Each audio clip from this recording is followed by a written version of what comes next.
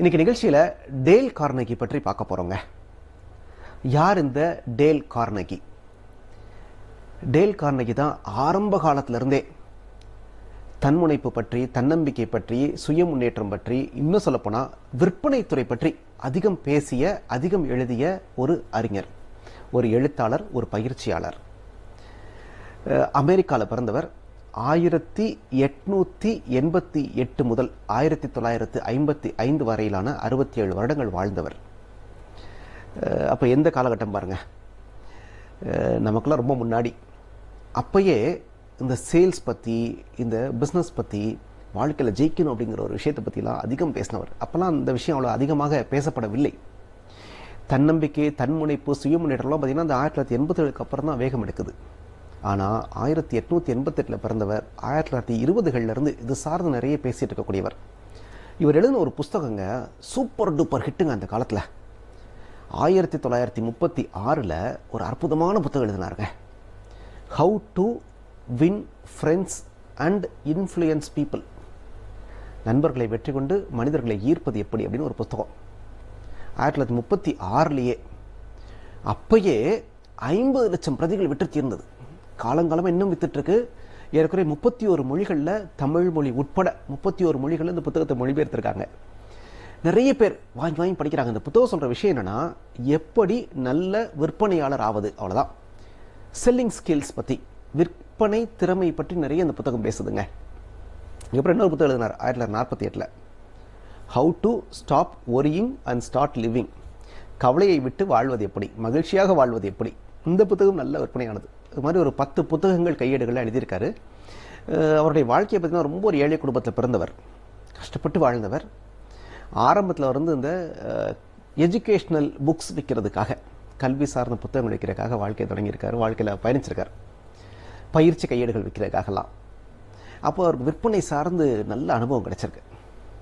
அப்புறம் சினிமாவில் நடிக்கணும்னு ஆசைப்பட்டு இந்த ஆக்டிங் கிளாஸ் எல்லாம் போயிருக்கார். ஆனால் அது ஒன்றும் ஒத்து வரல. ஒரு கடத்தில் பணம் பூராத்தையும் இழந்துட்டு அமெரிக்காவில் ரொம்ப கஷ்டப்பட்டு ஒரு கம்பெனிக்கு போயிருக்காரு, ஏதாவது வேலை கொடுக்கப்பான்னு. அந்த கம்பெனியில் என்ன சொல்லியிருக்காங்க, வேலை தர்றோம், ஆனால் விற்பனையாளர்களுக்கு பயிற்சி எடுக்கிற வேலை அப்படின்னு சொல்லியிருக்காரு. எனக்கு சிரிப்பாக வந்துச்சான். நானே விற்பனை துறை பிடிக்கிறேன்னு ஓடி வந்தேன், சினிமாவில் நடிக்கலான்னு ஓடி வந்தேன். இங்கே என்னன்னா விற்பனையாளர்களுக்கு பயிற்சி அளிக்கிற வேலையா, சரி முயற்சி பண்ணி பார்ப்போம் அப்படின்ட்டு முதல் கிளாஸில் உட்காந்துருக்காரு. ஒரு 20 பேர் வந்திருக்காங்க. அவங்களுக்கு விற்பனை எப்படி, விற்பனை செய்வது எப்படின்னு கற்றுக் கொடுக்கணும். இவர் என்ன பண்ணியிருக்காரு, கேள்வி கேட்டிருக்காரு, உங்கள் எல்லாருக்கும் நல்லா விற்க தெரியுமான்னு. ஒருத்தர் சொன்னார், எங்களுக்கு விற்க தெரியாதனால தாங்க இங்கே வந்திருக்கோம், எங்களுக்கு சேல்ஸே பண்ண தெரியலைங்க அப்படின்னு. சரி, உங்களாம் நல்லா பேச தெரியுமா அப்படின்னு இருக்கார். ஒருத்தவங்க சொல்லியிருக்காங்க, நான் ரொம்ப கூச்ச சுபாவங்க, யார்கிட்ட அவ்வளோலாம் பேச மாட்டேன், நான் ஒன்றே என் வேலை ஒன்றுன்றாங்க, என்னை கூட சேல்ஸில் குறைச்சிருக்காங்க, நான் என்னங்க பண்ணுறது. சரி, என்ன சொல்லியிருக்காரு, சரி எல்லாத்தையும் மறந்துடும் விடுங்க, இன்றைக்கி நம்ம சேல்ஸை பற்றியே பார்க்க போகிறதில்ல. முதல் கிளாஸ் அவர் எடுக்கிறார். இன்றைக்கி நம்ம சேல்ஸை பற்றியே பார்க்க போகிறதில்ல. வாழ்க்கையில் உங்களை ரொம்ப மகிழ்ச்சிகரமாக வைத்திருந்த ஒரு சம்பவத்தை பகிர்ந்துக்கங்க அப்படின்னு இருக்கார். ஆமான்னு எல்லாரும் யோசிச்சுட்டு முன்னாடி இருந்து பேசியிருக்காங்க.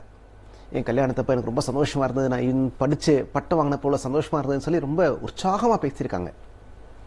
சரி, அடுத்த செஷனை சொல்லிட்டாரு, இப்போ நீங்கள் உங்களுக்கு ரொம்ப பிடிச்ச ஒரு புஸ்தகம் பற்றியோ, ஒரு சினிமா பற்றியோ யாரோ நண்பர்கிட்ட சொல்ல விரும்புகிறீங்கன்னு வச்சுக்கோங்களேன். நீங்கள் இப்போ முன்னாடி பேசி காமிக்கிறோம். உங்களுக்கு ரொம்ப பிடிச்ச ஒரு விஷயத்தை பற்றி பேச போகிறீங்க. நீங்கள் பார்த்த திரைப்படமாக இருக்கலாம், நீங்கள் படித்த புத்தகமாக இருக்கலாம், நீங்கள் போயிட்டு இருந்த ஒரு ஹோட்டலாக இருக்கலாம். அதை அடுத்த நண்பருக்கு பரிந்துரைக்கிறீங்க. இப்போ எப்படி பேசுவீங்கன்னா எல்லாரும் உற்சாகமாக அடுத்த நண்பர்கிட்ட பேசுகிற மாதிரி பேசி காமிச்சிருக்காங்க. சொல்லிட்டாரான், இன்னைக்கு கிளாஸ் முடிஞ்சது அப்படின்னு. கிளாஸ் முடிஞ்சதா அப்படின்ட்டு இருக்காங்க. ஆமாங்க, உங்களுக்கு விற்க தெரியலன்னு சொன்னீங்க. அழகாக பாருங்கள், ஒரு புத்தகத்தை, ஒரு ரெஸ்டாரண்ட்டை, ஒரு சினிமாவை விற்றுட்டீங்க இல்லையா, அவருக்கு பப்ளிசிட்டி பண்ணி கொடுத்துட்டீங்க. அப்போ உங்களுக்கு விற்க தெரியுது. பேச தெரியலன்னு சொன்னீங்க, மகிழ்ச்சியான அனுபவத்தை பகிர்ந்துங்கன்னு பேசிட்டீங்க. ஆக எல்லாராலும் விற்க முடியும், இந்த உலகத்தில் எல்லாராலும் நல்லா பேச முடியும். விஷயம் என்னென்னா, நீங்கள் இதில் கன்வின்ஸ் ஆகணும். நான் விற்கிற பொருள் நல்ல பொருள். எப்படி நீங்கள் சினிமாவை பற்றி பேசுனீங்கன்னா உண்மையிலே நீங்கள் மகிழ்ச்சியாக ரசிச்சிங்க. அந்த ரசனை அடுத்த மனிதனுக்கும், உங்கள் நெருங்கிய நண்பனுக்கும் போய் சேரணும்னு விரும்புனீங்க. அதனால நீங்கள் பேசுனீங்க, நல்ல விஷயம்னாலும் உள்ளார்ந்த அன்போடு பேசுகிறீங்க. இப்போ 2 விஷயத்தை நீங்கள் கவனிக்கணும். ஒன்று, உண்மையை பேசுகிறீங்க. இன்னொன்று, அடுத்த மனிதர் நன்றாக இருக்க வேண்டும், அடுத்த மனிதர் அதை ரசிக்க வேண்டும், அடுத்த மனிதர் அதை அனுபவிக்க வேண்டும் அப்படிங்கிற நல்ல எண்ணத்தோடு பேசுகிறீங்க.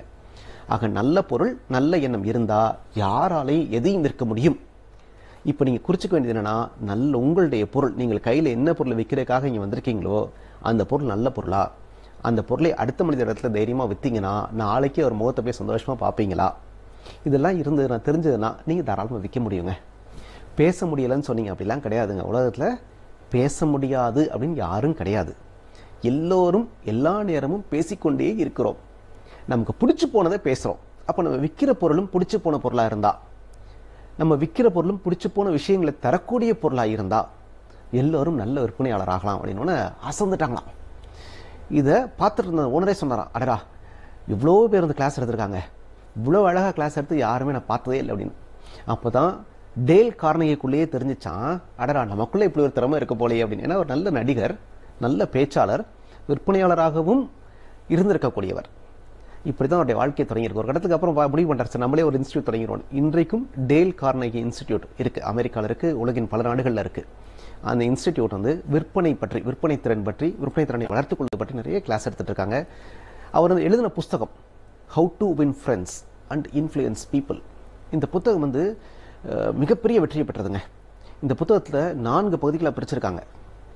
மனிதர்களை விரும்புவது எப்படி, மனிதர்கள் நம்மை விரும்புவது எப்படி, எப்படி பொருள்களை விற்கணும், நம்ம எப்படி மாற்றிக்கிறோம், எப்படி பேசணும், இந்த மாதிரி நிறைய விஷயங்கள். மொத்தம் 30 உத்திகள், 4 சாப்டர்ஸாக 4 பகுதிகளாக பிரித்து மொத்தம் 30 உத்திகள் அந்த புத்தகங்களை சொல்கிறார்.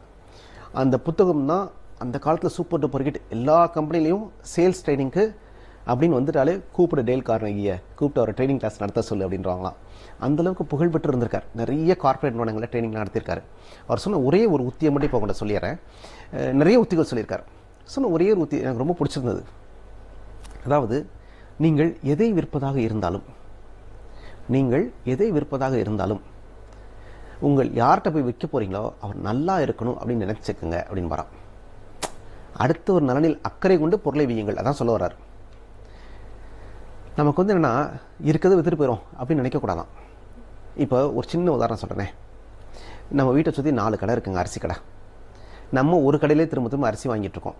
நம்ம வீட்டை சுற்றி 4 காய்கறி கடை இருக்குது, நம்ம ஒரு காய்கறி கடையிலே காய்கறி வாங்கிட்டு இருக்கோம். ஏன்னா அவன் ஏமாற்ற மாட்டான், அவன் அழுகுன காயை போட மாட்டான், புளித்து போன அரிசி கொடுக்க மாட்டான். இதுதான் நம்ம நோக்கம். அவன் நல்லவன். இந்த நல்லவன்றது எப்படி வந்தது? அந்த கடைக்காரன் கோணத்தில் பார்த்தோம்னா, கடைக்காரன் என்ன நினைப்பான், நம்மகிட்ட வர்ற வாடிக்கையாளர் நல்லா இருக்கணும், அவங்க நல்ல அக்கறை காமிச்சு அவர் பண்ணுறாரு. ஏன்னா அவர் வந்து எதையுமே கெட்டு போனதே விற்கிறதில்ல. விற்றா லாபம் தான், ஆனால் நாளைக்கு திரும்ப வாடிக்கையாளர் வரமாட்டார் அவர் தெரியும். எத்தனை நாள் ஒருத்தர் ஏமாற்றிட்டே இருக்குது. 2வது, அவர்களை நம்ம அன்பிற்குரியவர்களாக பார்த்தோம்னா நம்ம ஏமாத்தன்ற மனசே வராதுல்ல. அப்போ நம்ம எப்படி சூஸ் பண்ணுறோம்? எங்கே தரமான பொருள் இருக்கோ, எங்கே நல்ல பொருள் இருக்கோ, எங்கே நியாயமான வழியில் கிடைக்குதோ அந்த கடைக்கு போவோம். அப்போ கடைக்காரர் என்ன நினைப்பார்? நம்ம நியாயமாக கொடுக்கணும், நல்ல பொருளை கொடுக்கணும். ஏன்னா வரக்கூடியவர்கள்லாம் என் அன்பிற்குரியவர்கள், வரக்கூடிய வாடிக்கையாளர்லாம் நல்லவங்க, அவங்களுடைய நலனில் நம்ம அக்கறை காண்பிக்கணும் அப்படின்னு பரவாயில்லையா? இதுதான் சொல்கிறார் டேல் கார்னகி. அடுத்தவர் நலனில் அக்கறை காண்பித்து உங்கள் வியாபாரத்தை நடத்துங்கள், நீங்கள் வாழ்க்கையில் ஜெயிக்க முடியும். ஒரே ஒரு உத்தி தான் பாருங்கள், ரொம்ப அழகாக இருக்கு பாருங்கள். 30 உத்தியில் ஏதாவது ஒரு உத்தியை சொல்லுங்கன்னா அதான் நான் சொல்ல முடியும். யாரெல்லாம் அடுத்தவர் நலனில் அக்கறை காண்பிக்கிறார்களோ அவரெல்லாம் நல்ல வர்த்தகர், நல்ல வியாபாரி, நல்ல விற்பனையாளர், நல்ல விற்பனர், எப்படி வேணாலும் வச்சுக்கலாம். இப்போ ஒவ்வொருத்தரும் தொழில் ரீதியாக ஏதோ ஒரு விஷயத்தை விற்றுக்கிட்டே இருக்கோங்க. அப்போ அடுத்தவர் மேல் அக்கறை கொண்டு விற்கிற போது அடுத்தவர்களும் நம் மீது அக்கறை கொண்டு தொடர்ந்து வாங்குவாங்க அப்படிங்கிறதான் விஷயம். நிறைய விஷயங்கள் இருக்குது, அதில் சில உத்திகள்லாம் நம்ம தொடர்ந்து பார்ப்போம். நீங்கள் அவசியம் படிக்க வேண்டிய புத்தகம் டேல் கார்னகி எழுதிய how to win friends and influence people அப்படிங்கிற புத்தகம். நல்ல விற்பனையாளர் ஆவதற்கு ஒரு அருமையான புத்தகம் இது. நன்றி, வணக்கம்.